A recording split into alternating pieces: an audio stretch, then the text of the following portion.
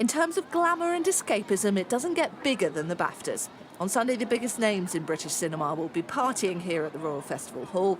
But further down the food chain, for those working behind the scenes in UK production, there's little cause to celebrate, as the knock-on effects of last year's US film strikes continue, combined with a general TV commissioning slowdown because of the worst advertising downturn in 15 years.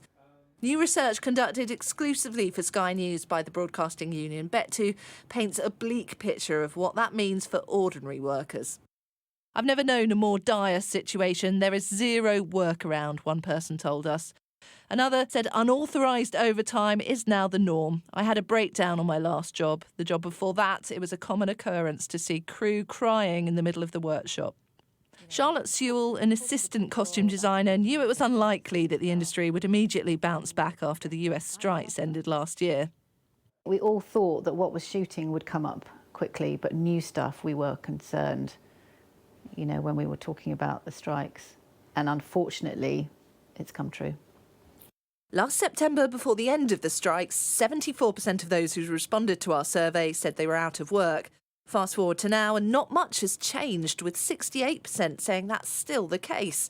Drill down into figures for the past 3 months, and freelancers who are black or Asian are less likely to have worked than their white counterparts. Understandably, it's affecting people's mental health, with more than a quarter of those surveyed saying they were really struggling, some of whom responded to say they'd had breakdowns. Some said they were suicidal as a result. For over 20 years, James Taylor has worked as a series producer on some of the biggest reality shows on TV. Until recently, unscripted projects, as they're known, were a reliable all-year-round source of employment. But now 65% of people within reality TV are out of work. Something that's less quantifiable is the commissioning slowdown here in the UK. You can't really put your finger on it because the broadcasters aren't releasing stats on that or saying we are commissioning less programmes. The economics within the industry are changing, and all freelancers want to know is some information. Film and high-end TV production generates billions for the UK economy. It's a perfect storm. There are tens of thousands of people who work in this industry, and they're facing a crisis at the moment because they just can't get work.